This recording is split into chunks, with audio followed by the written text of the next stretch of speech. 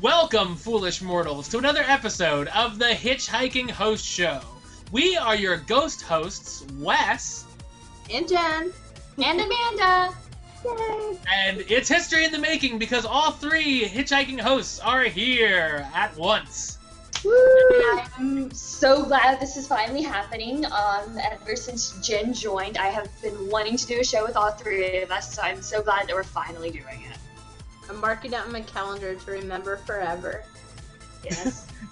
Hopefully we'll be doing more in the future, all three of us together as well. Yeah. Beware of hitchhiking ghosts. So, this week in the news, we actually have an update on the new Haunted Mansion theme shop, which will be opening this fall at the Magic Kingdom. The store will sell an incredible assortment of items inspired by the attraction, including costumes, t-shirts, cake toppers, because everyone needs Haunted Mansion cake toppers, bookends, and of course, dinnerware. The shop will have a storyline, actually, which is that it used to be Madame Leota's abode. While she disappeared many years ago, her visage and voice sometimes can be seen and heard. Select items from the mansion can be found now on DisneyParks.com/store. They are also available in the parks, too. They're kind of not really announced, but I know the Emporium and the Marketplace Co-op also has some of the Haunted Mansion stuff. They have a sweet tile coaster at the Co-op. Yeah. I've heard lots of good things about the co-op. But, Yes, I don't want to leave. Yes. I'm definitely excited for the Haunted Mansion gift shop. I'm sure you two are too. Mm-hmm. I think it's going to be pretty awesome. Yeah, I like the fact that it has a theme and all that too. So it's not just a regular shop. Even the shops now have storylines. Nothing can be simple anymore. But I think it'll be cool. A lot of the merchandise will be interesting. So the next time we go, we'll have to check out what, hitchhiking ghost stuff they have for our show. Yes. I like that they're finally recognizing the popularity of Haunted Mansion. Because before there wasn't too many Haunted Mansion merchandise, or too much. They just had like a little cart with a couple shirts. Right, yeah. But now to have like extended merchandise is going to be pretty cool. Yeah. And did you guys see? Now they have the Madame Leota antenna topper. Do they? I have the hitchhiking ghost one from Disneyland. Yeah, they have Madame Leota's tombstone. Oh, I'll have to get that. Yeah, it's pretty cool. $4.95, I believe. All I know is, for one thing, I can't wait to see Madame Leota's visage. Yes. What's this pickup line? Hashtag Disney pickup lines.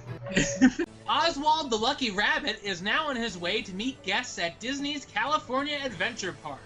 The character has had some presence in the park, such as Oswald's gas station at the park entrance, and of course, merchandise. But this will be the first time he'll actually be seen in person there.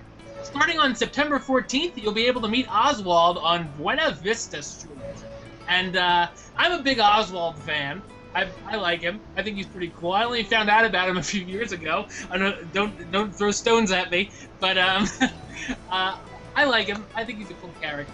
I think it's pretty cool. I think that he's a character that has been kind of like a behind-the-scenes, people love him behind the scenes kind of thing. So I think it's pretty cool that they're actually going to bring him more to I think it's awesome that they're going to have Oswald and Oswald merchandise more in the parks, and now that they're going to have a meet and greet. I think it's really bringing some of the history and some of the older characters into the parks, and that kind of, me being the history nerd, I'm excited they're embracing the history.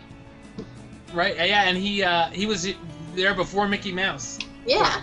And he's more popular now with the video game. I was excited when I saw he had a meet and greet in Tokyo Disneyland. I was hoping they'd bring him to America. So. Yeah, they do a lot of cool stuff at Tokyo Disney, too. Yeah, they do. Well, funny enough, I have this sitting here, a picture I drew of Oswald at the Animation Academy. Oh, Oh, that's cool. Yeah, it's not the best. That was before I started drawing better. But I was that's one of the first things I drew in a long time. So, but you can draw Oswald at Animation Academy. if you get the right animator. Yeah, no charge for the plug. Alright, this week at Disneyland, Big Thunder Mountain Railroad celebrated its 35th anniversary. The wildest ride in the wilderness opened on September 2nd, 1979, making the third peak in Disneyland's mountain range, which also includes the Matterhorn and Space Mountain. This version reopened earlier this year after an extended refurbishment and now has some spectacular effects.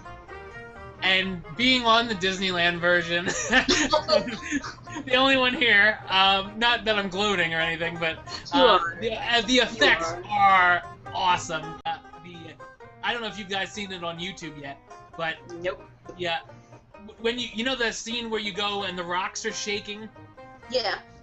Basically now that is a mine shaft where they have high explosives, and at the very top there's one that goes off and fire shoots out. Oh, that's really cool. So I was like, I on my ride through video of it, I haven't uploaded it yet, but I'll have to upload it. You can hear me. I love it. The first time I saw it, people were like turning around, looking at me like, "What's that guy's problem?" The ride. I love Big Thunder Mountain. Do you guys like Big Thunder Mountain? Yes.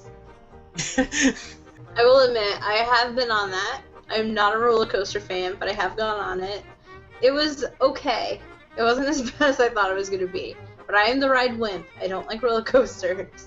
Yes, Jen shared with me that she hasn't been on the Barnstormer yet. Oh my gosh. You can throw me under the bus with that one. Well, in very relevant news, seeing as I was just at Starbucks, Starbucks will be opening yet another Disney park location because it's not like they're like everywhere already. Starting in February 2015, guests will be able to enjoy a new Starbucks inside Disney's Hollywood Studios. The new store, called the Trolley Car Cafe, will be themed like a classic trolley car station along Hollywood Boulevard. It's pretty cool, I guess. I mean, you're into that kind of thing. As long as they don't close the other coffee shop, I'm fine. I know. I was one of those people that I really wasn't on board with the whole Starbucks in the Disney park move, but after seeing the theming in the other parks, I'm glad it's not just like in-your-face Starbucks. It's really everyone is really well themed into the park. So I think it's a good move. I know there's a lot of Starbucks fans. I like the cups. They're pretty cool. But as long as they don't mess with I think it's the writer's stuff. It's writer's room, I think. Yeah, it's writer's something. I know, I like it. That's one of my little hiding places when it's cold and raining. So I hope that doesn't go away. Well, you just announced that on the air, so now it's not a place. Everyone's going to be looking for you now. Yeah, that's okay. I have other autographs. Oh, yeah. It's really great that Starbucks, though, is a dining plan option for a snack. That's one reason I'm kind of a huge fan of it, because I am able to use my snacks on coffee. So that's pretty awesome. Yeah, and to go on what Jen said about that being sort of hidden, it's not like a big honking Starbucks sign as soon as you enter the park. Like Disneyland, I actually was like, oh, there it is. Mm-hmm. I was sort of looking for it, kind of. I'm like, I wonder where the Starbucks is. Oh, here it is. It's not like in the middle of the park. So yeah. I like that they do that too. Yeah. So during the ABC special, The Making of Frozen, only brought out a year later after the movie was released, of course, it was announced that a new short will premiere. The short, titled Frozen Fever, will be directed by Jennifer Lee and Chris Buck, who helmed the film, and will star Anna, Elsa, Kristoff, Olaf, and Sven as they prepare for Anna's birthday. Frozen Fever will also feature a new song from Robert Lopez and Kristen Anderson Lopez, and will debut in spring 2015. Yes. I think it's safe to say we're all three fans of the movie. Yes. I know Andy may not be a fan of all the 1,000 Olafs in Hollywood studios right now. Ugh, nightmares. Aww, nightmares. But yeah, I think it's a good idea for the short. They're not going to rush a sequel or anything out next year. I'm assuming They never said where it's gonna debut. I'm assuming Cinderella, the live action movie, because it comes out spring 2019. That will do wonders for that film's box office. I have a feeling. I can picture people leaving as soon as the short's over. Yeah, me. Hopefully the movie will be good, but I think that's gonna bring a ton more people in. That's probably what they'll do. I think it's a good idea. What do you guys think? I think it's a good idea. I liked how they did the Tangle short with I love the Tangle short. Yeah. So maybe it'll be. I know it's on his birthday, but maybe it'll be along the same lines, and it'll be something really cute that families will enjoy. So I, for one, am a fan of the Frozen thing, so I'm on board. I like it. You got the Frozen fever. Yeah. The only prescription is more Frozen. Well, that being said, Anna and Kristoff are getting married on Once Upon a Time this season. Is that a spoiler? No, I don't. Okay. Oh, I don't think so. I've seen it in multiple places, so. Okay. I may have had to scream spoiler alert there for a second.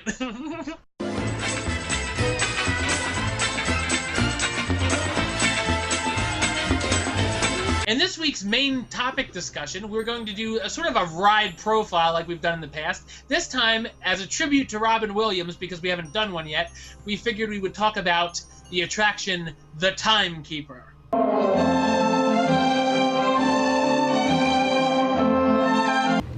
Well, we're about to begin. In case of a loss of cabin pressure, just relax, okay? Thank you. Come on in. Thank you. Look at this stuff. Isn't it neat? I don't know why that's there, except to go, "Whee!"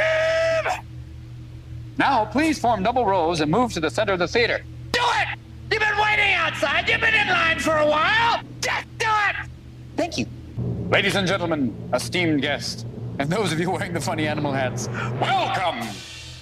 The reason I've gathered you here today is to witness the exploration of the next great frontier, courtesy of my own incredible time machine. Patent pending, off of order, period, I love. Hey, Timekeeper! What? What am I in here, scrap metal? Come on, introduce me! Let's say hello to Nine Eye. Okay, enough of this chit-chat. Let's get ready to break the time barrier. That's right, my friends. No longer are we limited to traveling from place to place and losing our bags beforehand. Now, with my time machine, it is possible to travel from time to time. I'm ready already. Let's go! I'll decide when we're ready to go. We're ready to go. Nine-Eye? Nine-Eye, can you hear me? I read you, Looney! Oh, big teeth. Brain the size of a walnut. No problem, I've got it. Hey, would you get your paws off me? You're smudging my glossy finish. Timekeeper! Don't worry, relax. It's under control. No problem, I've got it. But where's Jules? Relax, I've got him right here. Strap in, Julie. Oh, Timekeeper! I'm flying! You can't fly. If you had wings, I'd let you go. This is it, Julie. The Big Apple. New York, New York. City of 10 million dreams. And one parking space. Thank you, Timekeeper. It was an extraordinary voyage. Extraordinary for me as well, sir. Wow, this is unbelievable. Oh, it is pretty fabulous. Look, it's Jules in HG. Hey, guys! My dear Nine-Eye, good to see you again. Wait a minute. How did you get here? In the future, anything is possible. Well, time flies, and now I'm going to go browse through the library at Alexandria. Check up on Columbus before he got to Ohio. Give Freud a piece of my mind and say, Oedipus, Medipus. Okay, show's over. Get out of here, you little numbskulls. I love you. Thank you for coming today. Get out! If you paid a visit to the Magic Kingdom from the mid-90s to about a decade later, you'll remember an attraction called the Timekeeper. Well, interestingly enough, the show started off overseas. Imagineers were working on a new Circle 360 film attraction, but wanted to actually have a story to it instead of just showing random landscapes, as the previous films had done. The film's original concept included Jules Verne and European history from past and present. The concept did include time travel with a child exploring the history of European scientists on an intelligent computer. Imagineers kept changing their minds on what scenes should be showcased, however, and wondered if the average park goer would care about the history of European scientists. Finally, the idea of having 2 robotic characters as the hosts came into play. So, the film was originally called Le Visionnaire, and first premiered at Disneyland Paris and the Discoveryland section of the park on April 12th, 1992. Then Disney CEO called it the showcase attraction of the land. Time magazine, however, was not as positive, calling it a flop. A year later, the attraction opened at Tokyo Disneyland for the park's 10th anniversary. With the show being a success amongst its guests, it was time to bring it to Walt Disney World. It was originally set to be a part of the Discoveryland USA project that was supposed to happen in the Magic Kingdom, but because of the financial difficulties, it never came to be. There was also an idea for the attraction to extend to a restaurant next to the attraction, which would be called the Astronomers Club, where actors playing scientists from the past, such as Da Vinci, would appear and then be called back in to travel home by one of the characters from the film. The attraction had also been planned as a showcase attraction for Disneyland's Tomorrowland 2055, which also never happened. The film is titled From Time to Time and opened in the space that formerly housed attractions such as America the Beautiful, Magic Carpet Round the World, and American Journeys, which was now called the Transportarium, as part of the new Tomorrowland expansion on November 21st, 1994. 6 months later, the theater's name was changed to the Tomorrowland Metropolis Science Center, and the film is now called The Timekeeper. The attraction started with a somewhat trippy pre-show, where a robot named 9-Eye, which is voiced by Rhea Perlman, is packing for a time travel experiment. She tells us that we're going along for the ride as she's teleported through time. We'll be able to watch live via the 9 cameras in her eyes. After that, guests walked into a large theater with 9 screens surrounding them, much like the O Canada film in Epcot. Guests had to stand during the attraction but were encouraged to lean on railings, which were there for them to lean, not sit on. At the front of the room was the robotic mad scientist named the Timekeeper, who of course was voiced by Robin Williams. After being greeted by Timekeeper and 9-Eye, he sends her back to the time of dinosaurs, the Ice Age, the Italian Renaissance, and then finally to the Universal Expo of Paris circa 1900, where we see Timekeeper's heroes, authors Jules Verne and H.G. Wells. After a mishap, 9-Eyes ends up bringing Jules back into the future and showed him things from modern day, such as trains, race cars, scuba diving, helicopters, and of course, space. Jules makes it back to 1900 in time for his speech, and then sent supposed volunteers into the future. In April 2001, Magic Kingdom's The Timekeeper was placed on a seasonal schedule along with the Walt Disney's Carousel Progress. It was only open at certain times. However, after the September 11th attacks that year, a change also had to be made as the World Trade Center appeared in the film. This led to the Timekeeper's clock being set back to the year 2000 being the segment. The attraction was open more often as Alien Encounter was transforming into Stitch's Great Escape to accommodate more guests. Le Visionarium closed in Tokyo Disneyland in 2002 and in Disneyland Paris in 2004, and both versions were replaced by Buzz Lightyear Astro Blasters. The final Timekeeper show in Magic Kingdom closed on February 26, 2006 to make way for the Monsters Inc. Laugh Floor, which now is where it is, which is still there, yes. Many elements from the Timekeeper can still be found in the theater, including the 9 screens which have been covered up by other elements, and the water columns in the cube can still be found as well. While it can no longer be experienced in Disney parks, the Timekeeper gave fans the attraction quite a great time. So, what do you guys think? How they opened Captain EO again after Michael Jackson passed away? They have all 9 screens still. And nobody likes Monsters, Inc. This is I think true. people still do, though. Whenever I walk by, there's always still a crowd waiting to go in. I enjoyed it. But that's just I saw it once, and I enjoyed it, but it's not something that I have to do every time. Yeah, I still see crowds coming in and out, though, so... Yeah. I feel like it's a good place to just sit and get air conditioning. Yeah. Now they would have to take out all the seating, because it's like the O Canada, where they, you have the lean room. But do you think it would be a good idea to redo the Timekeeper for a little bit? Definitely. Not there. In honor of Robin Williams. Yes. I would be down for it. Yeah, I think they should put it somewhere else, maybe. They could put it anywhere. They could put it in the Canada the Canada Pavilion. Don't mess with my Canada Pavilion. It would be very awkward that it would be there, but I don't know where else they'd put it because they at least have the 9 screens in that building. They could put it where Stitch's Great Escape is. I think more people would miss the Monsters Inc. than would miss Stitch's Great Escape. I think there'd be a party if Stitch's Great Escape. Like, literally, it would just be like, people would just be like dancing at the Mr. Incredible dance party thing. People would be like, yeah. It would be very interesting if they brought it back. Hopefully they'll think about it and put it somewhere. I think it would be neat. But going back to my first trip, it's gonna be nostalgia hour here again with Here we go. Back when I was a youngin', Play some old-time music for Grandpa West. well, that's Deliverance. That's something else. My first trip, I remember that the Timekeeper was probably one of my favorite things that I did. I know, really. Yeah, look at Mandy.